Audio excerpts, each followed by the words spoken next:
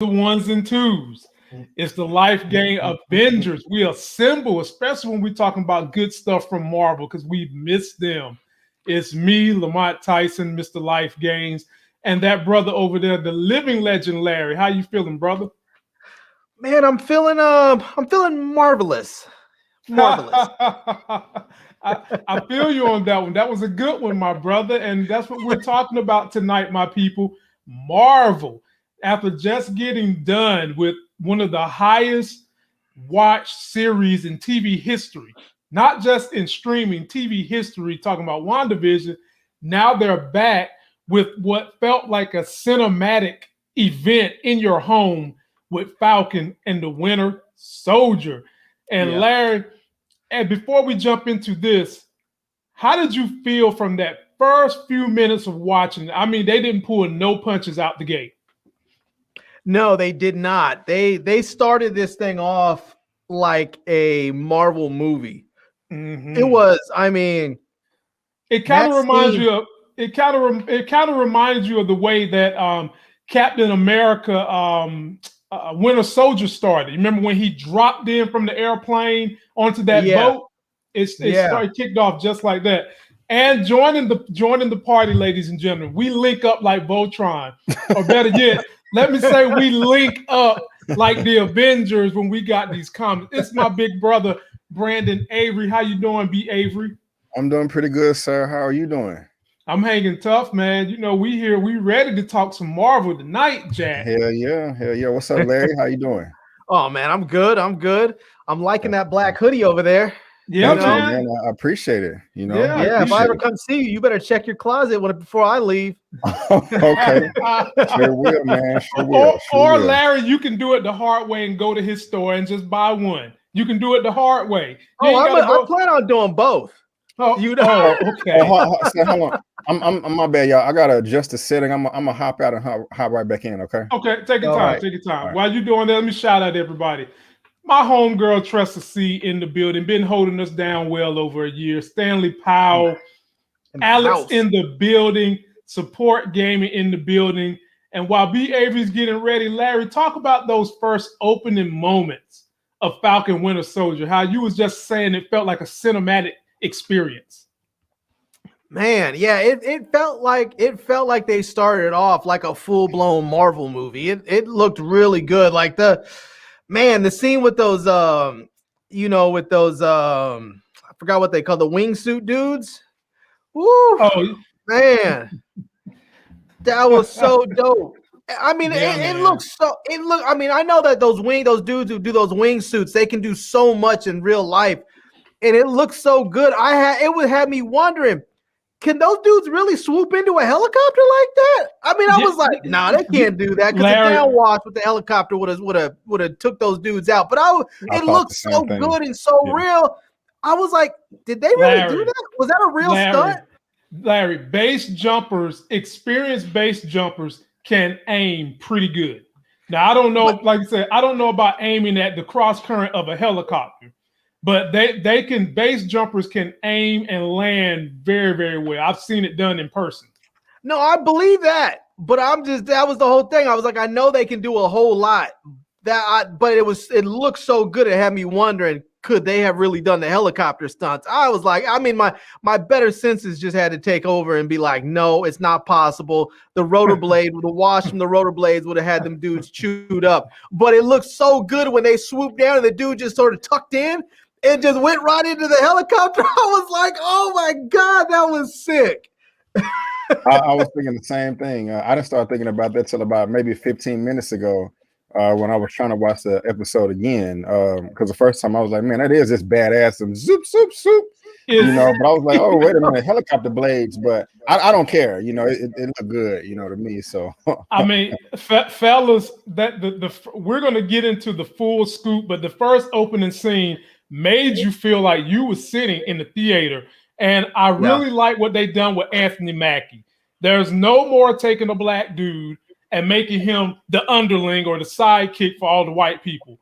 They showed you what he can do when he has tech and armor, and he's got Tony Stark's armor, and he was just dropping them wings, dropping it like an eagle, flying through helicopters, jumping in, kicking people in the face. It was action packed.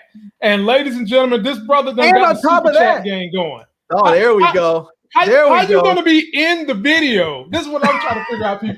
How you all up in the videos and you're super chatting, man? You ain't supposed to be able to do both. We got to get it started, man. Everybody hit that like button, hit that like button, hit that like button. Let's get all the likes, Yep. And ladies and gentlemen, let's dive on into this. We always open up any of my reviews.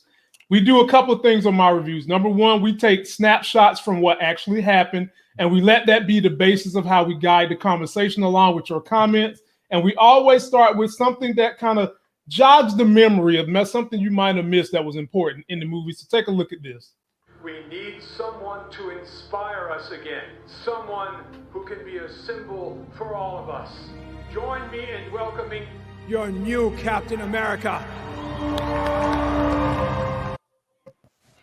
Why does the new Captain America look like Casey Neistat? Bruh. Horrible. He do, man. He do look like him. And I'm not saying anything bad about him. I'm just saying dude actually physically looks like him in the face. No, I agree. I agree. So, man, let's just start from the beginning. We've already kind of talked about the action and the adventure that's going on in this thing. We see Anthony Mackie using the hell out the Falcon, treating him the way he is supposed to be treated. And the fellas kind of already talked about their thoughts on the opening moments. But there was someone else that we got the chance to get introduced to, and that's Lieutenant Torres. Now, fellas, how did you feel about Torres? Me personally, I like the character, but I really felt like they was trying to make sure we know he's about to be the next sidekick. And then one more thing I want you guys to expand on from that opening scene. Along with Torres, how did y'all like Batroc Leaper? Remember him from Captain America Winter Soldier? He was on the boat. That's George St. Pierre. Yeah. Dude is arguably, if not the best, one of the best mixed martial artists that ever was. That dude is wholeheartedly legit. He's one of the best UFC fighters ever. So, B. Avery, I'm gonna give it to you first. Throughout that first opening scene, and I'll flash pictures. Thoughts on these two characters throughout this series, and what do you think their impact will be? I'm not sure what Torres's impact will be, because it wasn't until after I saw the episode a couple of times that I learned that he actually takes up the mantle as Falcon when the Falcon takes up the mantle as Captain America in the comics. Yeah, and I think that his name is slightly different. I think it's always been Torres, but his first name may be a little different. However, I do like the relationship that they have, the rapport between him and Sam. Kind of looks like they're buddy. Now, is that the same person? Same guy. I didn't even pick it up till now because I was having trouble with that. So that makes me feel I gotta think about it now. But I wasn't sure if that was the same dude either, because the way they cut those scenes, it felt like maybe they were in two different places or something. And I have another revelation that I'm gonna wait until later on that I didn't realize until maybe 20 minutes ago. I'm sure we're going to talk about it. However, with Batroc the Leaper, there was that other guy that I was telling y'all about that pops up, and as soon as he did, I was like, "Oh, that's old dude from the Winter Soldier." Yes, I'm glad they brought him back because he is in the comics.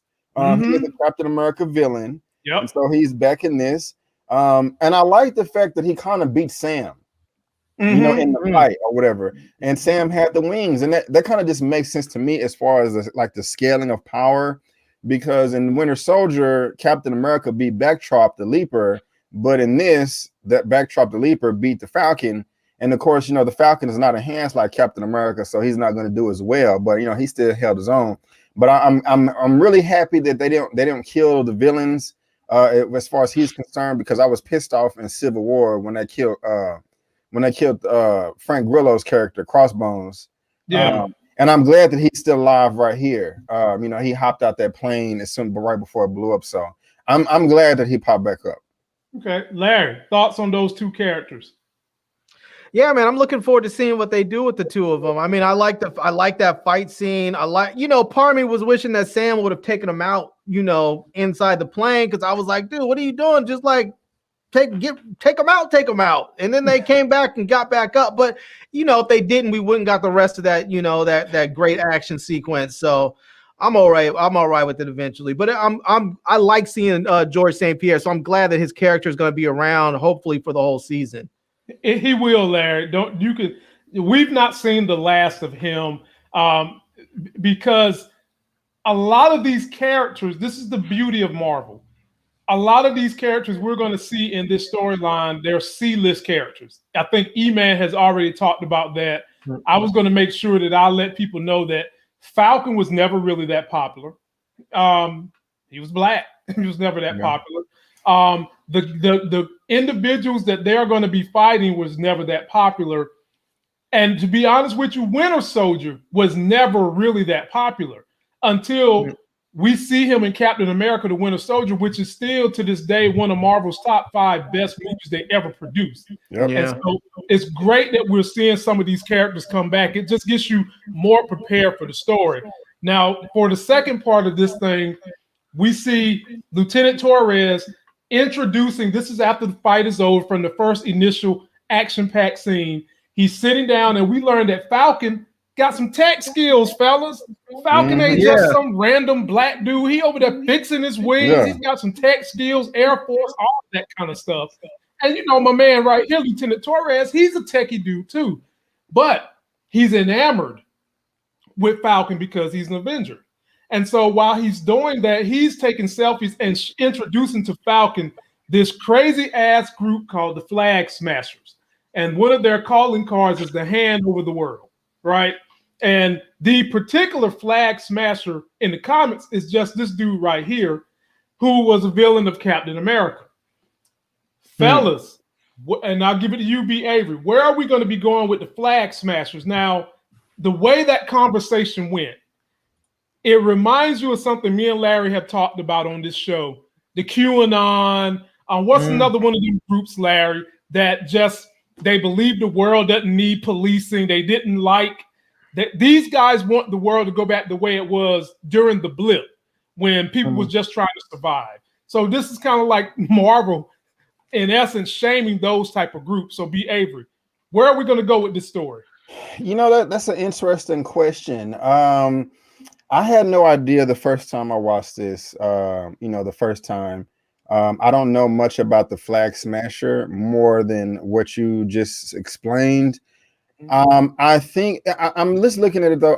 It's kind of weird that they want world peace and they want everybody to be united, but the way they're going about it is just like ass backwards to me. No different from Thanos. Claim that he wants world peace. He wants people to have resources, but the way he went about doing it was to kill half the universe. It's crazy. He didn't kill him. He just got rid of him. He just disappeared him. This guy. Yeah, man. Pay him no attention. They came back. I mean, the people that were dead didn't come back. Not because of his will. And what's up, Trust to See? Hold up, fellas. We done got Big Buzz back in the building. And Buzz, I got something for you, my brother. I appreciate it. And I know you are a comic book fan. So for you and Larry, I'll give you this. Go ahead and burn all that. My king, we cannot do that. It is our tradition. When I tell you to do something, I mean that shit. Burn it all!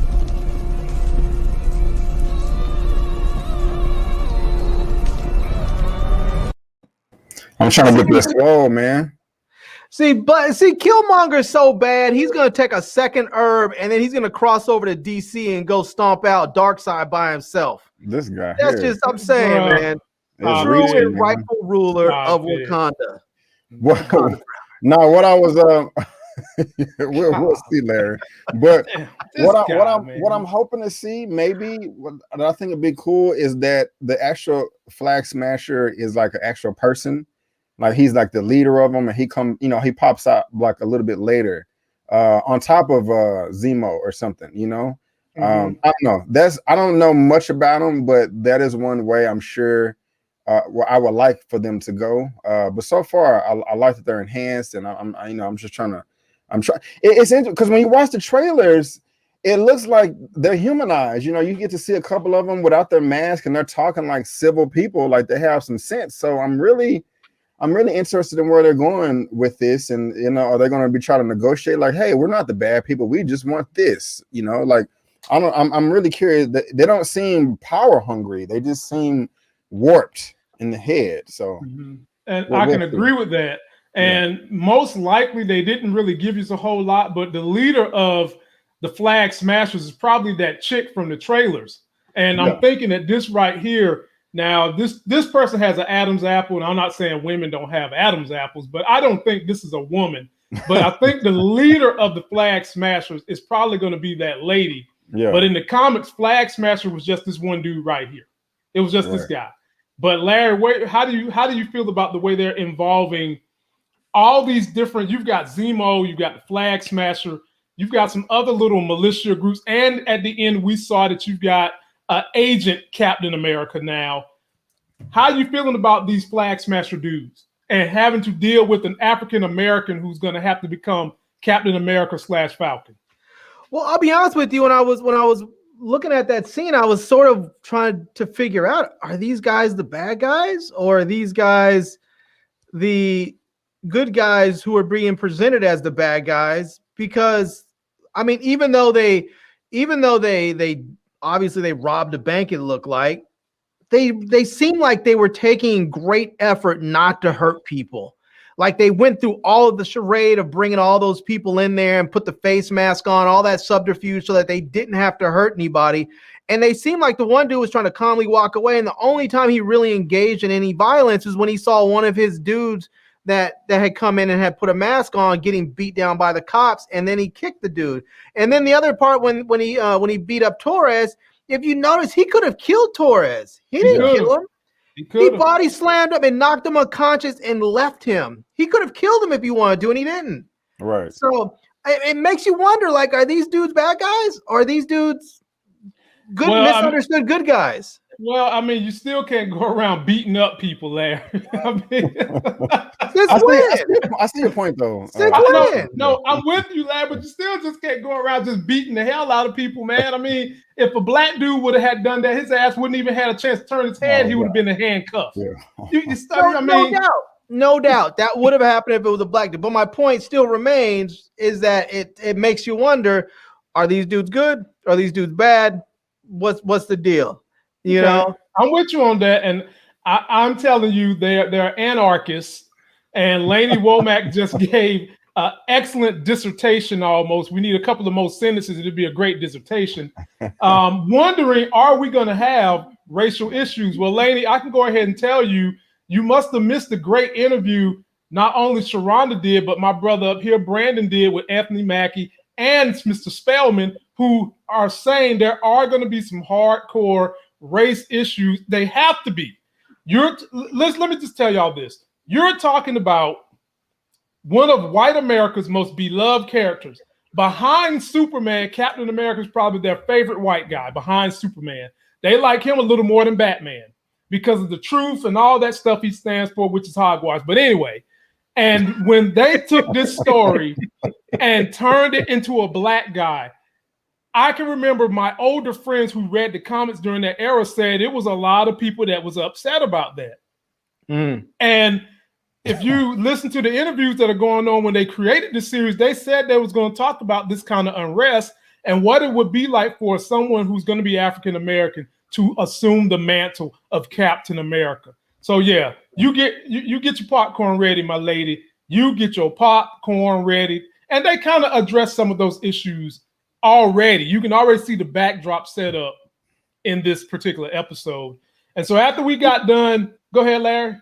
You know, I had a question. You brought up earlier that we got to see that, that Sam has some tinkering skills, messing with his with his wings. And so, but this is the thing that kind of confused me about that, right? So he's up there tinkering. He can fix his wings, but he can't fix that boat engine.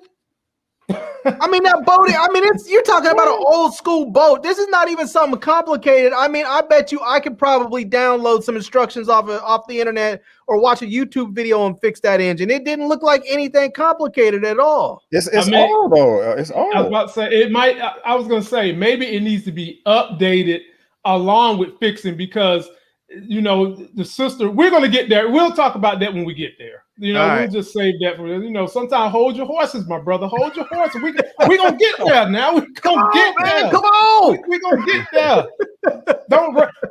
This is what I had to tell my clients when I'm doing personal training. Don't rush the process. Body fat is stubborn and it's going to take time to get. We just don't rush it. So we're going to get there, though. So let's talk about the next thing. You know, as Torres and Sam were having a discussion, of course, Torres wants to know what happened to Captain America. There was conspiracy. I'm sorry, it was just funny. The conspiracy was funny. It was. I knew y'all would like that one. I knew it. I ain't forget. I wrote that down over there. It was all these crazy conspiracy theories up there. But I gotta say, fellas, the one about Captain being on the moon, as an old guy, Captain being on the moon. I can see that. You know why? Because Nick Fury has a base on the moon. I was just about to say that. Nick Fury has a base on the moon. So, fellas, do you think that when we continue to get the story to unfold, are we going to find out that Captain America, old Steve Rogers, is up there helping Nick Fury with this secret invasion that is about to happen? I can see that. Yeah. I can see that. Okay. You know, and Sam sort of gave it away when he asked where you going. He said, "Oh, I'm going back to DC." He said, "For what? Oh, moon business." He did say that. Oh, He did say that. He sure did. He said moon business. And you know, we'll go ahead and jump on into that. Now, this is the scene where I'm just like, Anthony Mackie, I'm so proud of you, my brother. You will never be called Clarence by me again. Never, ever, never, ever will I call you Clarence, my brother. You're doing me proud here. Oh, man. He looks sharp. Hey, look, in the very beginning when he was ironing, you know, being that I'm in this physical fitness thing, I was checking out his cuts for the sluts. Yeah. My man tricep was poking out like the dude been hitting the gym. Yeah. What's Anthony? And on the side note, in real life, man, he can get swole real quick if he wants to. I've seen him do it before.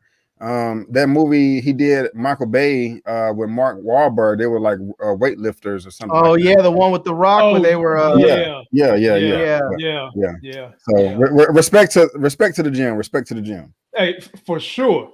And then how funny would it have been if B Rabbit would have came up there and just grabbed the mic? Man, here you go, boy. I don't know where Larry get this stuff from, man. This guy just be pulling. That was you. That's you talking about Clarence bringing it up, man. You opened that door. I did, didn't I? Yeah. Anyway, so Sam is giving this bold and powerful speech about symbols, and you know, it's the man behind the symbol that makes the symbol. Talking about his buddy Captain America. And he's coming to turn in the shield. And we got Rhodey. We done already got a Rhodey cameo. And we got this guy who they haven't really told us what his name is, but he's some kind of government operative. And Sam turns in the shield. And the first thing, fellas, I'm thinking to myself is, Sam, what the hell is you doing? Giving up the shield. At least keep it at your house. This is a weapon in the right hands. Go back to that photo again. The one with War Machine. I was gonna say the dude in the background between War Machine and the woman behind it almost looked like the dude that they have as the new Captain America, but I don't know if I don't think that's him. Probably not.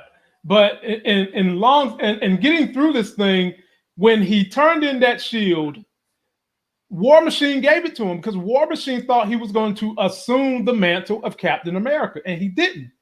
So, fellas, I want you guys to just talk about this scene when he gave the speech. Talk about this guy who we're obviously seeing is going to be a villain. I mean, man, the rest of the people don't know it yet, but us comic dudes, we can see this writing on the wall. And this seems to be the consistent thing that they're doing. And I'm going to tell you guys how we can link this to Secret Invasions.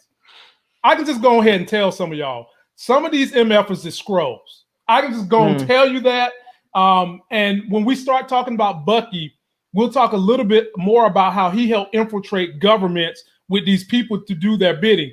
Does that not sound like Russia infiltrating another country? They're having useful idiots. But Larry, I'm gonna give it to you first. Describe this whole entire scene. Sam Wilson turning in the Shield. We got a new villain, and War Machine being very disappointed that he didn't want to take up that mantle. Yeah, he really did, man. He even asked him, "Are you gonna make me ask?" You know, he did. It was this scene right here. Yeah, I'm wondering if the new Captain America is gonna be a Skrull. But okay, I don't know. Okay, but that's in the comics. I mean, they've got that in the comics now. It was a little disappointing to watch this happen because I really wanted him to just go ahead and take up the mantle. I know they couldn't just do it that easy. I mean, I know how storytelling is. They have to have the hero first presented with the journey, and then he has to accept the journey before it starts. And so we have to give him a reason to take up the mantle beyond just Cap saying, "Here's a shield." Right. So I guess we have that. Okay. So we'll see. I think it's gonna be interesting to see how that turns out, where he takes the shield from dude, or if dude gets taken out, or if the dude turns out to be corrupt, or they find out he's a Skrull or whatever. It's gonna be interesting to see how he actually ends up taking the shield and taking up the mantle. Oh, well, I mean, I'll save it. I'm about to jump the horse. Now, let me calm down. B.A.B. take over, my brother. Boy, B.A.B's already seen the whole series, so, I have not. It would be nice. I haven't. But yeah, old dude is crooked than a bag of S's. Yeah. I mean, like you said. Yeah. The writing y'all on the wall. down south have some sayings, boy. Hey, man, it's the truth, man. That's the truth. If you ever want to be stuck in a curve, go get you a bag of S's. You stuck in the damn curve. Yeah. It just seemed obvious. It just seemed like he's a hater in every way, shape, or form. Mm-hmm. And you can just look at the picture. Look at the disgust on Rhodey's face. Like, what the hell is going on? Yeah. I know you're not about to give up the shield. Here you go, brother. We were slaves. We could be running this thing, and you want to give it up? I'm teasing, but I'm serious. But I'm teasing. Yeah, because he's giving it to the Smithsonian. Yeah, it's like, because everybody thought that the shield had disappeared with the blip, but really, Captain had given it to Sam to become the new Captain America. But he didn't want it because he felt like it belonged to Cap. And this dude calls you and you say you're going to give it up. Oh, Lord have mercy. And I was wondering, maybe y'all can help me out. I'm really curious to see if they called him for the meeting or Sam is the one to put it together himself. Like, hey, y'all, I just want to let y'all know, Cap Steve Rogers did give me the shield. And I'm feeling some type of way about it. So I just want to call a conference, give a little speech and donate it to the Smithsonian. Or would they hit him up like, hey, we heard you got, old dude shield, what you gonna do with it? Can we get it? I don't know. I feel like they called him. Okay. But at the same time, I feel like because Sam really didn't want the mantle, it was nothing for him to give it up. Because remember, this is the same Smithsonian from Captain America, Winter Soldier. Do y'all remember when Captain America was in that movie and they was hiding out for a little while? They ducked into a Smithsonian. He saw this little kid and told him not to say anything. Yeah. That's the same Smithsonian right here. Okay. They might want to check that shield because it might say on the back, property Wakanda must be surrendered upon request. We don't know if that shield is the right property of them. It's maybe the U.S. government doesn't even have the right to have it. Very true. That's true. That's true. That's true. They might just be like, if you're not using it, then you need to give it back because it's made of pure vibranium. Right. Pure vibranium. Two more things. I cannot wait to see how they're going to execute Sam getting the shield back. Whether he's going to have to break in and take it against their will, or they'll voluntarily give it to him. Like, our Captain America died, or he sucks. We need you with the wings. And also, maybe he'd just be a wuss and get scared and run away. No. I mean, he could. The new Captain America might just be a weakling. Just he might get into a fight and run away. Be like, this job's not for me. Larry, hold your horses. because there is comic source material for the U.S. agent. That's what he's called, the U.S. agent, Captain America. And the end of this review, we're gonna talk all about his punk ass, racist motherfucker. We're gonna talk about it. What was I gonna say? Man, since we were talking about the shield and Wakanda vibranium, I wonder if the shield will ever be upgraded to be combined with vibranium and adamantium. Oh my Lord, have mercy. Since Disney Marvel owns that now, and I believe in the comic it was always a mixture between the two. If I'm incorrect, let me know. But I was just thinking about that as well. They might, or they might have another because now in the comics the shield has been broken several times. Yeah, and one of those times was when they did fuse these two metals.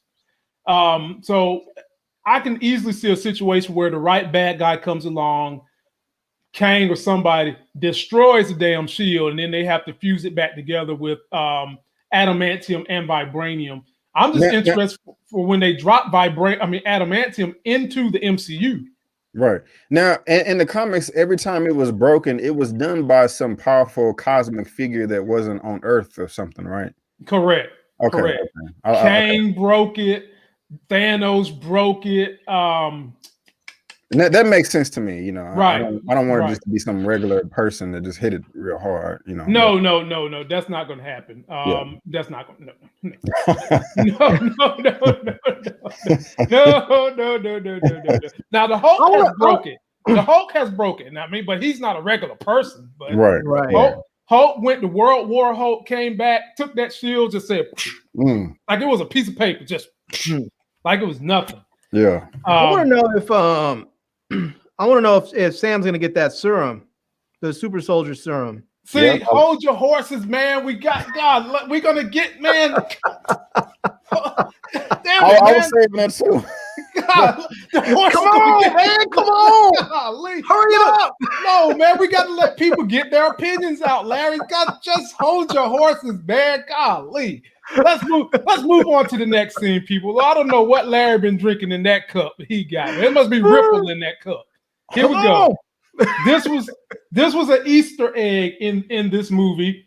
This is the shield Captain first had, the Bucky first had, but also, ladies and gentlemen, that is the first Captain America book right there, and this is the real deal thing. Did you fellas catch that Easter egg? I did not.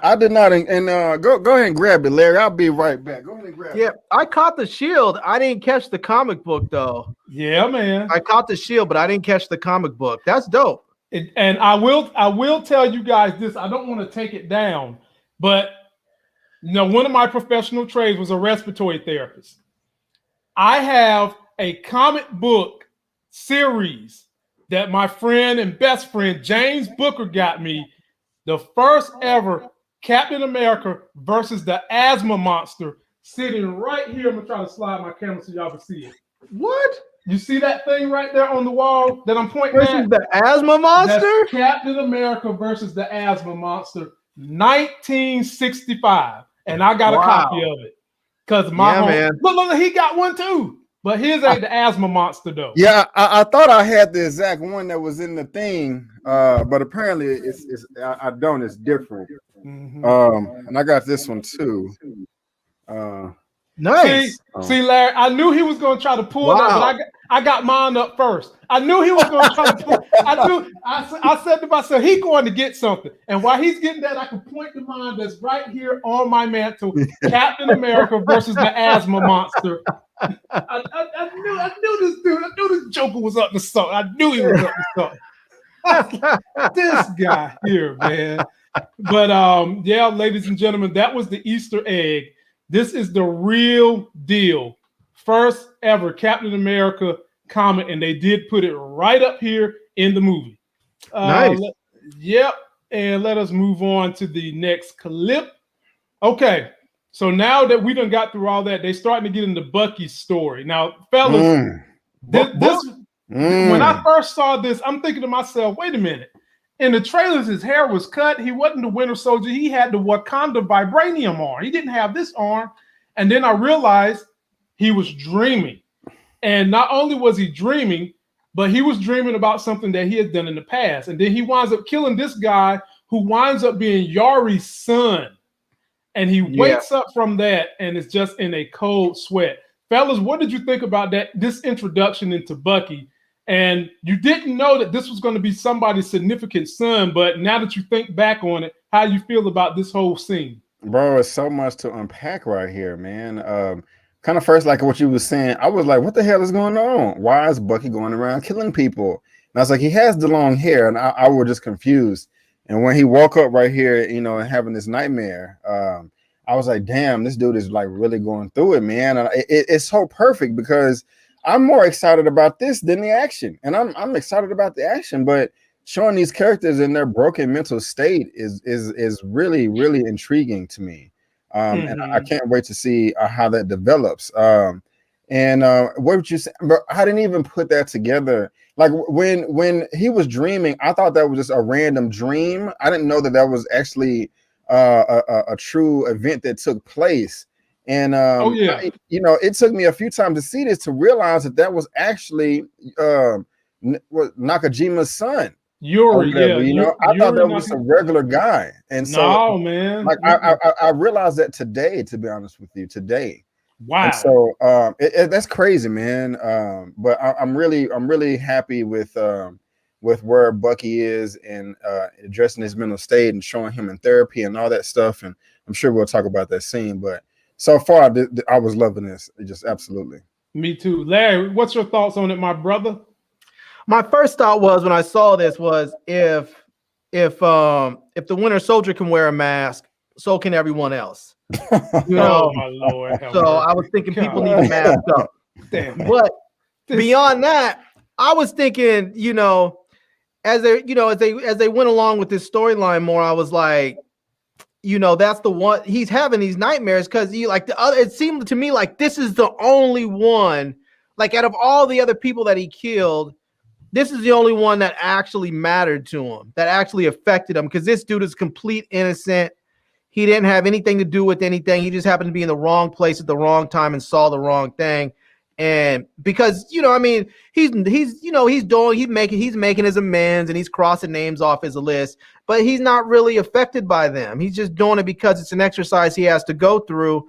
But this one, you see, he's number one on the list, and he still hasn't gotten around to making amends to it. So he's going everywhere around on the list, just taking everybody else's names off, and he still hasn't got to this guy yet. He was almost there. We thought he was going to say something when he went to the dude's apartment, and then he was like, "Oh, I just wanted to give you the money for the meal earlier." So yeah.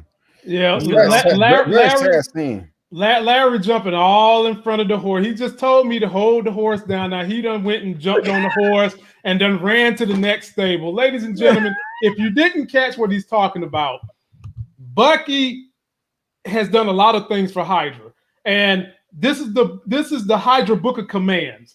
And when this is at the end credits of the movie, when they're basically showing you the different things they would say to Bucky to get him to go back to be under Hydra's mind control.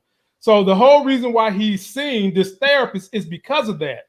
And the list that Larry is talking about is he has an amends list similar to that list that Captain America had back in the day when he was trying to learn new songs and Sam was teaching him new songs. Bucky has a list too. And you can see he's going through there striking off people's name on this list. And pretty much all these guys that you see on this list, ladies and gentlemen, are in the comic books. You see Zemo, you see Rustov, you see Gandor. Pretty much all these guys are in the comics, which leads me to believe we're going to be seeing these dudes when him and Sam finally get together. And then in terms of the gentleman's dad, this is the dad, his friend that he's making friends with, whose son he winds up killing. And he didn't really know it until later on in the story. And Bucky even gets him a girlfriend out this thing. Bucky about to get some panty draws, his 106-year-old self. Some Mushu. Yeah, about to get them panty draws. So they play a little drinking game of Battleship with Bucky. That was an interesting game right there. And he was drinking like a sailor for real. What did you guys think about that exchange with them? How you feel about them giving him a girlfriend? I thought it was cute.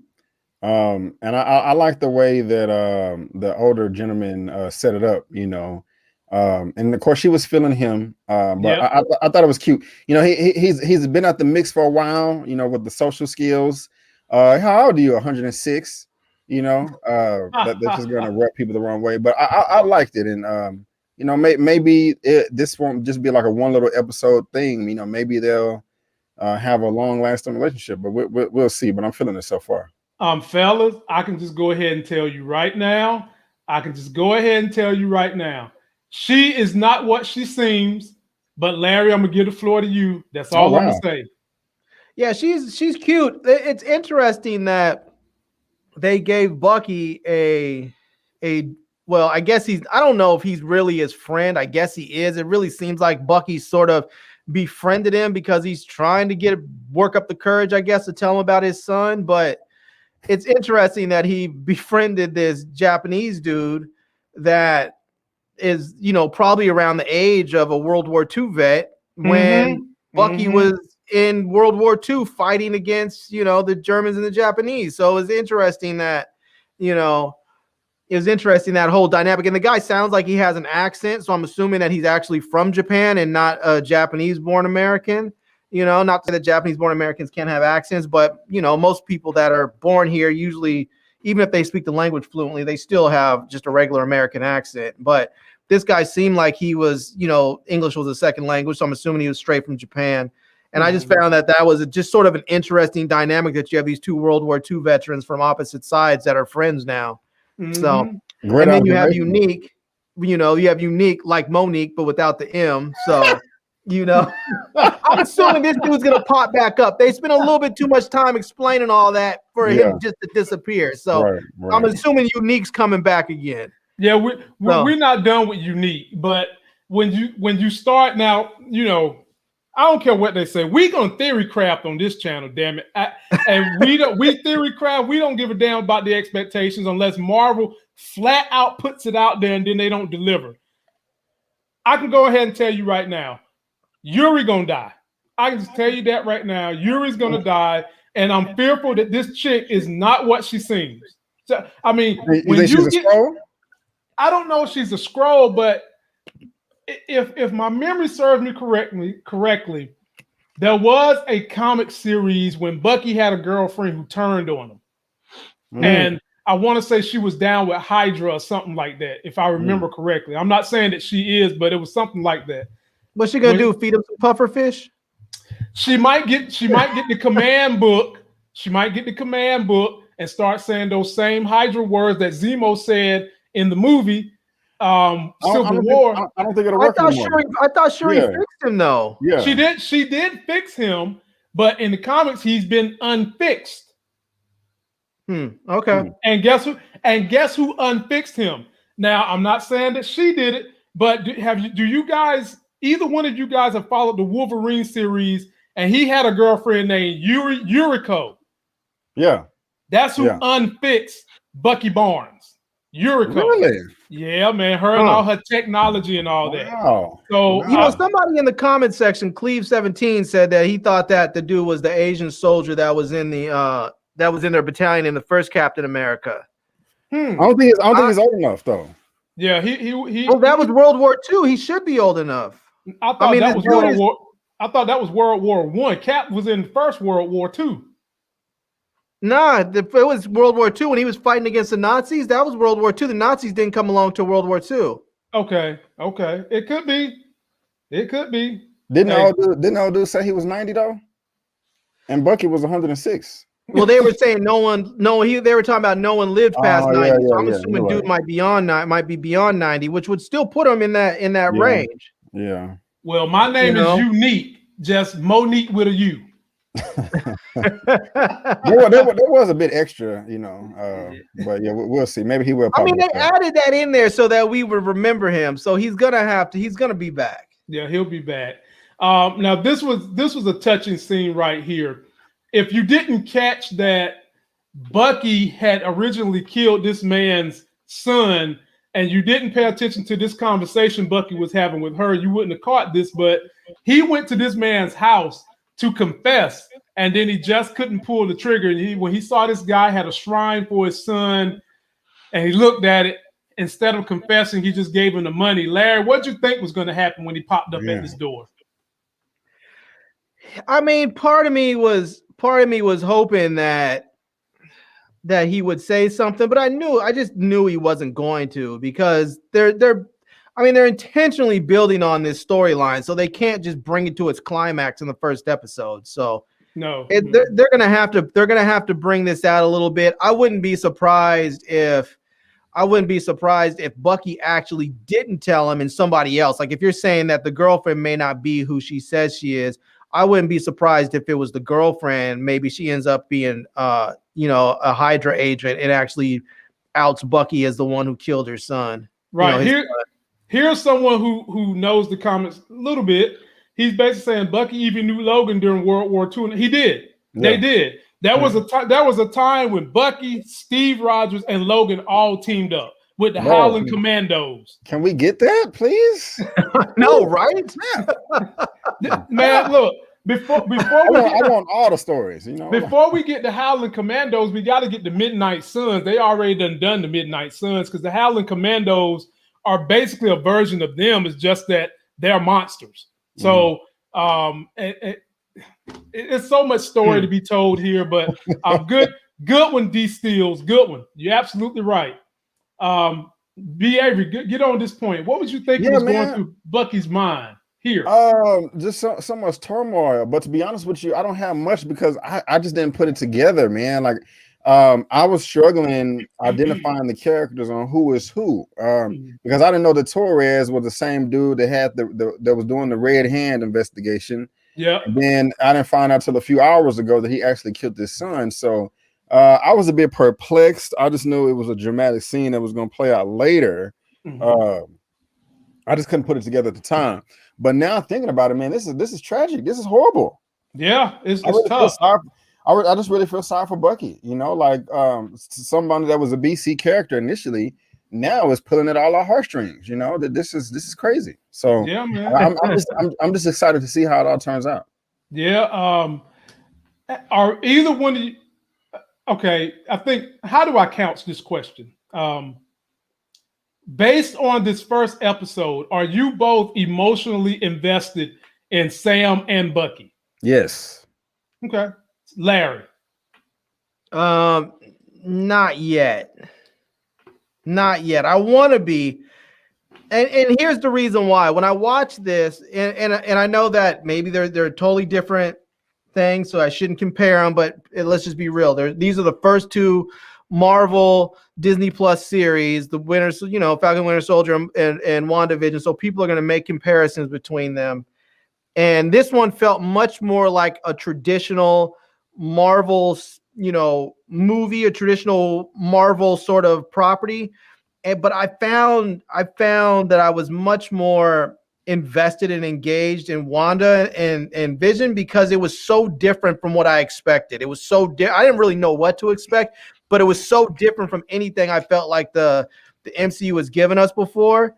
And so I was sort of like, I just found it way more interesting right out the gate. I was like, oh, this is insane. I don't know what they're doing here. And so you felt that way within the first two episodes of WandaVision, honestly? Yeah, because in the first two episodes, the first few, when they were really just like all about straight sitcom and the laugh tracks and all that, I was just like, this is nuts. I was like, I don't know what this is. It was funny to me, and I just didn't know where they were going with it. Like, this one, I like it. Don't get me wrong. I'm not saying I don't like it at all. It's dope. It is the action's fantastic. I'm looking forward to seeing it move forward with the storylines, but it's very much what I expect from Marvel. So, not me. That last series made me work too hard in the very beginning, piecing together stuff to understand where they was going with the story. So no, I'll give you that. Like, this series seems much more the type that you can just watch it and just sort of, you don't have to really think about it quite as much. You can just watch it and enjoy it at face value, where I felt like with WandaVision, you really sort of had to watch it again and sort of pay attention to it.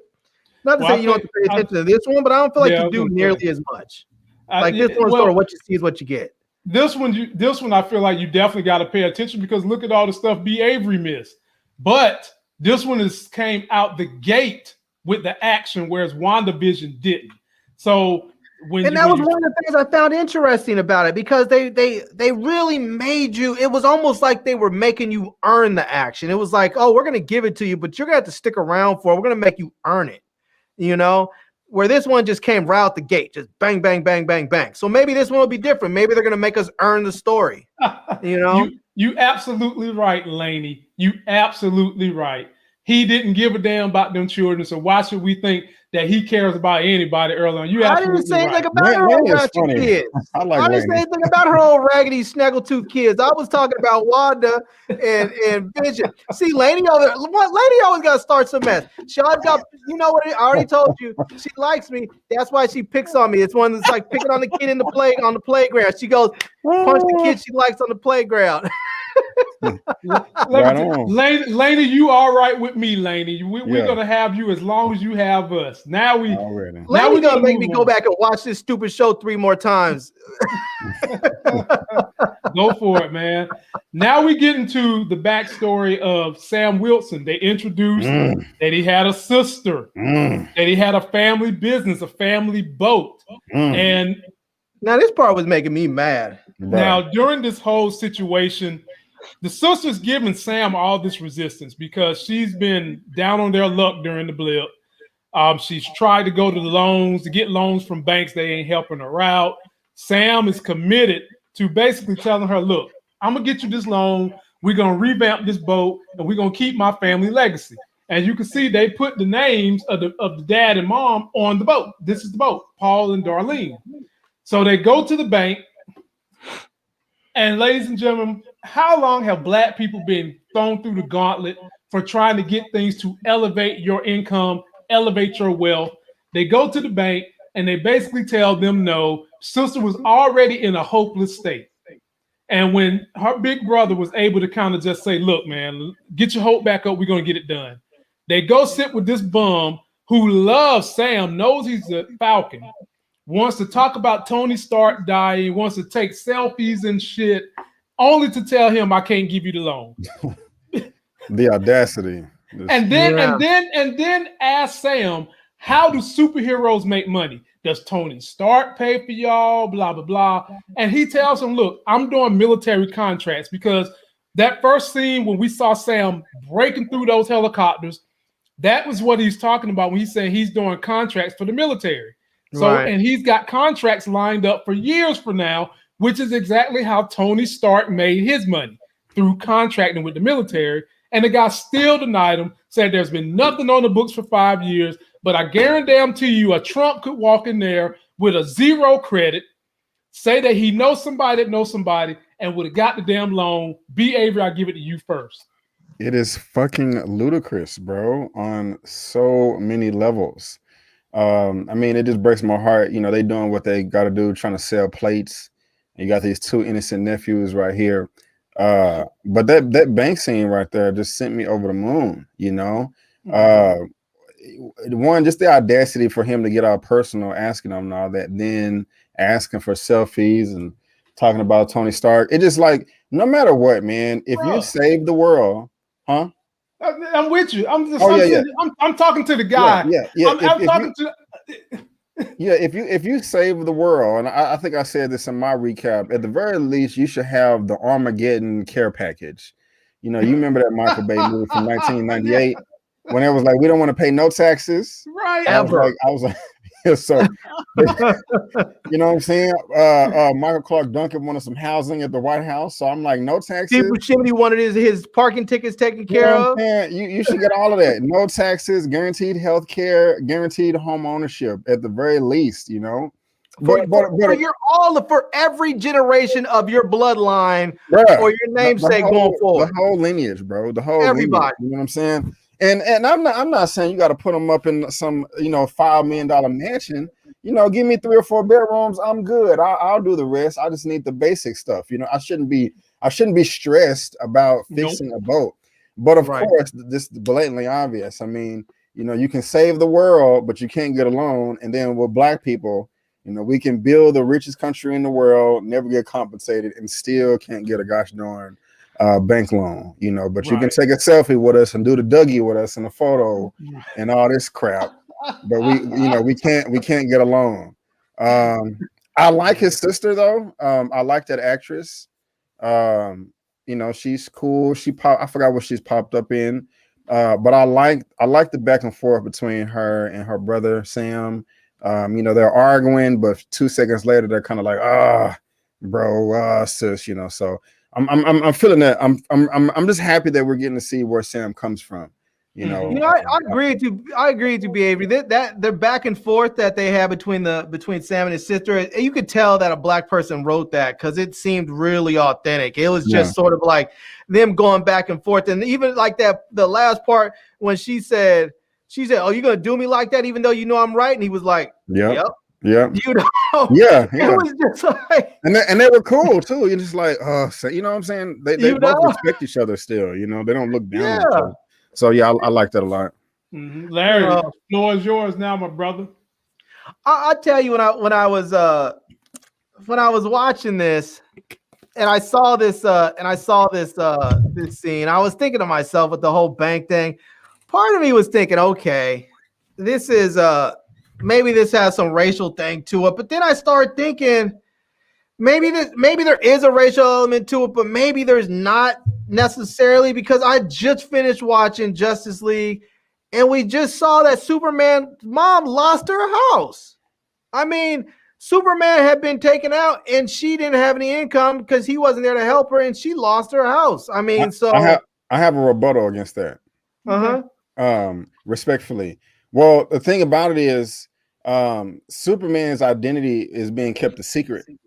So it's not like she would get help, you know, from like the goodwill, you know. Right. Sam, he's a known superhero. So it's like, you know, you should help. Since this dude saved the world, you know, he should get some type of assistance. But Superman's mom, you know, they can't tie the connection to Martha Kent and Superman. I mean, that's just my 2 cents. No, that's a great point. Good point. And another thing is, I kind of do agree with you though, Larry, on the other part. And I'm sorry I cut you off. Like you saying that it may not be a racial thing with him not getting the loan. It's a stupid thing. It's just I just thought about that personally. You know what I'm saying? Right. Black person. So that's just me on that. Now, you know, the thing that got me when they were talking about his finances and stuff, I was really thinking like, you know, this dude was in the military. Why is his sister not getting survivor benefits? I mean, if the dude disappeared on the blip, whatever, I was like, he's a vet. I mean, superhero and all the other stuff aside, the dude is still a vet. He served in the military. That is true. You know, he should get survivor benefits. Not only that, he should be able to go get AARP and all those other programs for military folks that you normally can get. And he can't even get that bank loan with the military, apparently, because he went to this bum biscuit wanting to take selfies. Yeah, I feel like, I mean, you know, another thing too, I sort of felt like, geez, you know, I mean, not that he owed them a responsibility to do this, but I was sort of like, man, Tony Stark didn't set up some sort of trust for these people. He didn't set up a trust for the Avengers so that they can keep on going. I mean, what happens if they run out of money? Are they gonna be beholden to the government? You know, I mean, one of the reasons why they were able to do all the stuff they were doing, So I think he did fund them in the comics. He did. But even if we're going to go by the MCU storyline, him and everyone that was on Captain America's side, technically they ain't made up. I mean, I know we're looking at it like they came together to reverse the blip and bring everybody, but they still haven't sat down to make up for what tore them apart in Civil War. The last time we seen Iron Man and Sam Wilson on the screen, Iron Man basically took his hand and blowed him because they had shot down Rhodey. Do y'all remember that scene in Civil War? Good point. So, right.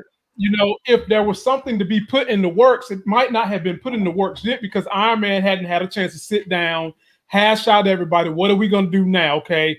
You see that Civil War tore us apart, and you see Thanos came here and almost tore the world apart. What we're going to do? But fellas, let's move on. We're to the last scene of this thing where this guy, we're already saying is a villain. I think he's a Skrull. It has decided to introduce his Weapons Plus U.S. Agent Cap. Now, when I say Weapons Plus, fellas, y'all know that serum that they was using to make the Winter Soldier. Remember that serum? And then they had a serum back in the last Hulk movie that they was trying to inject an old boy that wound up becoming Hulk's villain in that movie. Blonsky. Right. That was the Weapons Plus Soldier series where everybody's going to be under Thunderbolt Ross.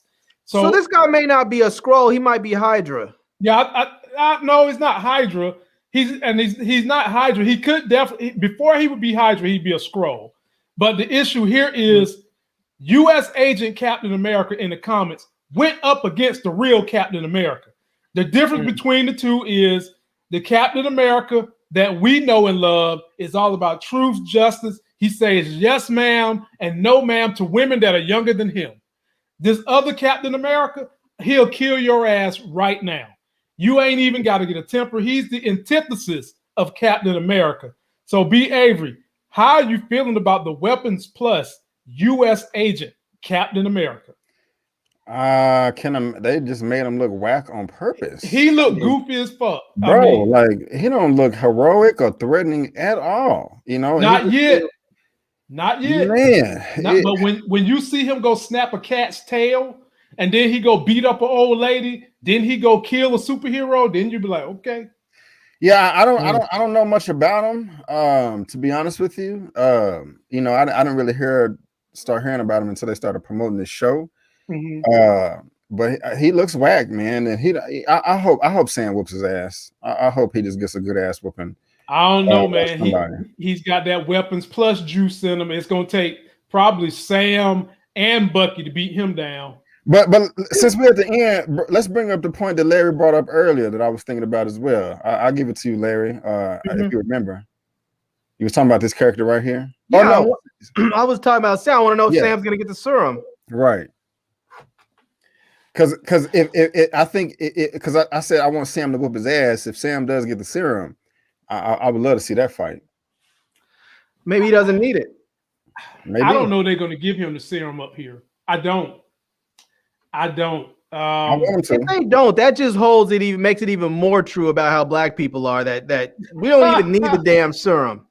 We don't even need the super serum to be a superhero. It's just like, it's like our blackness is a super serum. That's right. You walk around, you just start sweating, and that's your serum right there. Just sweat beat off your head. You drink that shit up.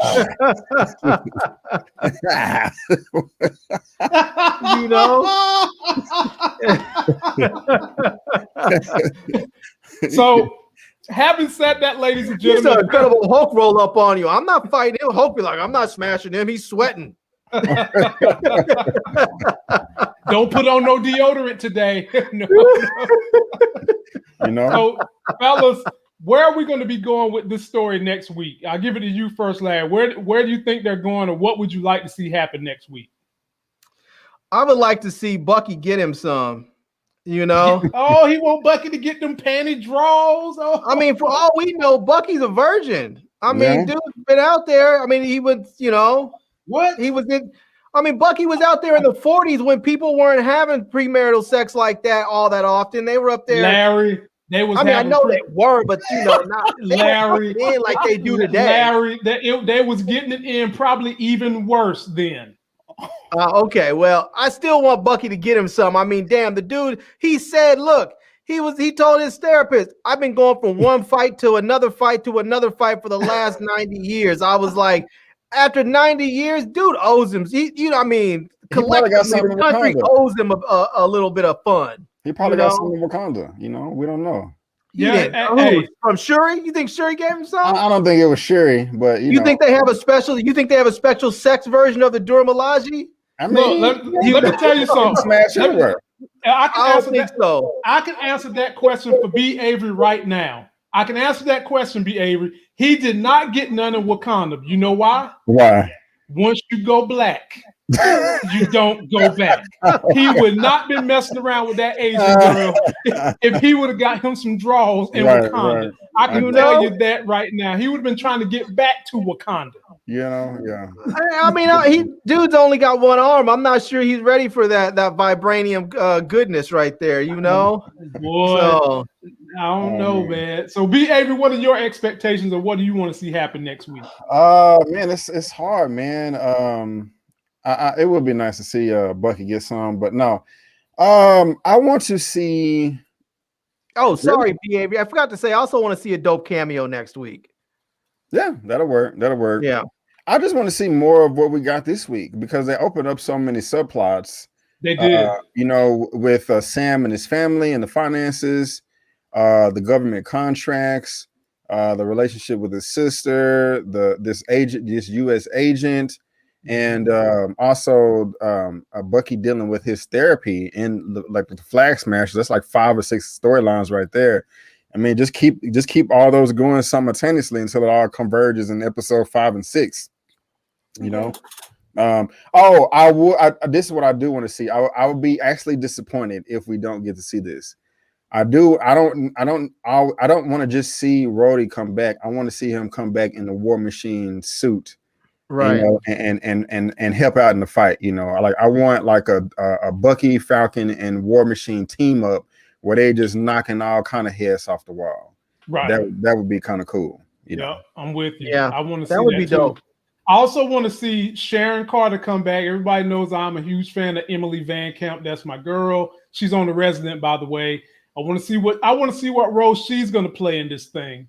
Are we going to see Hawkeye?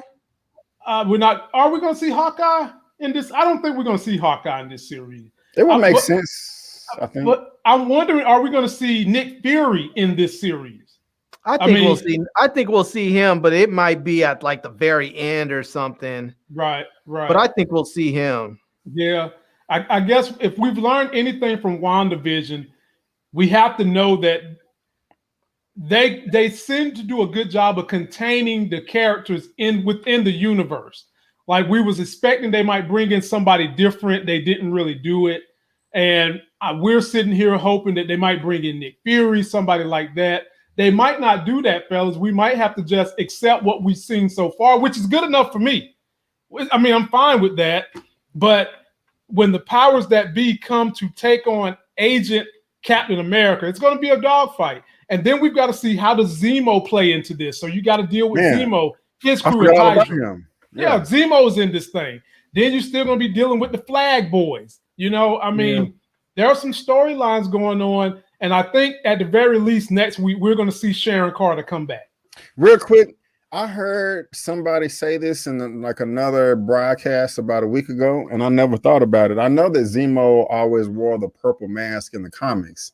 Mm-hmm. However, somebody brought up a point saying maybe since he's trying to rid the world of superheroes, mm-hmm. and one of the ways he does it is he plays with their mental state. Is that one of the reasons he's dressing up in a purple mask is to resemble Thanos and mess with their psyche that way. Mm-hmm. I was like, that's kind of interesting, but I don't know. I just kind of throw it out there, but it's probably not true. If the MCU puts that in the storyline, I'd be cool with it because at one point in time, Zemo was trying to get one of those Infinity Stones. Oh snap! Okay. Yeah. I'm curious. I want to know when this series is occurring relative to the happenings with Wanda during WandaVision. It's after Wanda happened before. Wanda happened like 2-3 weeks after the blip. This is like a couple of years later. No, I think it's a couple of months. Couple of months later. Yeah. It's in between WandaVision. It's after WandaVision, but before Spider-Man Far From Home. Right. Spider-Man Far From Home was 8 months. It was like 8 months after the blip. That's what was 8. That's what I was thinking. 8. Yep, you got it. So I'm thinking like maybe Bucky should just go seek out Wanda and just have him fix her for good. Like if he's worried about the nightmares, just have him go in there and just pull all that stuff out. Man, he don't even know who she is. Right. I don't even know if he knows she's still around. Okay. She in the mountains over there playing with the Darkhold. Yeah, man. And that's really where y'all want her butt to stay. Yeah, for real. I mean, y'all want her to just create another bubble and don't come out of it, because man, when she learned that Darkhold, boy, Lord have mercy. It's gonna be a mess. But ladies and gentlemen, that's all we got for you tonight. B. Avery will be back live on Sunday. You going live Sunday, B. Avery? I believe so. Yes, sir. I believe so. So be sure to go check out his channel, like his videos. Go check out Larry. Larry, what you got going on your channel this weekend? Oh man, I don't know, man. I was thinking about maybe doing a giveaway show on Saturday, but I need to find some motivation and energy to do it. Okay, man, before we go, I'm telling you, man, we've been live streaming like 5 days a week and twice on Sunday. So we've been going hard. Here's a good comment, Easter egg, somebody that I missed. Did y'all miss when Rhodey said allies have become enemies? No, I didn't miss that, but I didn't put this with this. He was talking about Wanda. I mean, Wanda's not an enemy. I'm gonna keep telling y'all this. No one's gonna believe me until they finally see it. She's not an enemy. Dr. Strange gonna have to fix her, Larry. I don't think she's an enemy either, but she's about to be dealing with some dark magic, and Dr. Strange gonna have to fix her. I think Wanda is good in her nature, which I think is going to come out. Okay. She's gonna struggle with doing some bad stuff like she did. That, I mean, the reason she felt bad in the beginning is because she blew up that doggone building, which led to the whole Sokovia Accords and all that. But she wouldn't even have cared if she was bad at her core. But she's good in her nature, which is why she even felt bad to begin with. So I fully have faith that Wanda is gonna come through on the right side of history. We'll see. Well, ladies and gentlemen, one thing that you can do to help all YouTubers, including us on this panel, when you come to our channels, click on some of the other videos. My channel, I've got Snowfall, I've got Robin Hood, then I've got the MCU, I've got Wild World News. Be sure when you come to check out our channels, you check out some of our other videos. That's the new way to push us up in the algorithm so that we get pushed to suggested and browse features in YouTube to grow this audience and grow more members like you that become dedicated to all of our missions, which is to keep you guys entertained and full of information. Till that next sexy as hell video. We'll see you guys Sunday.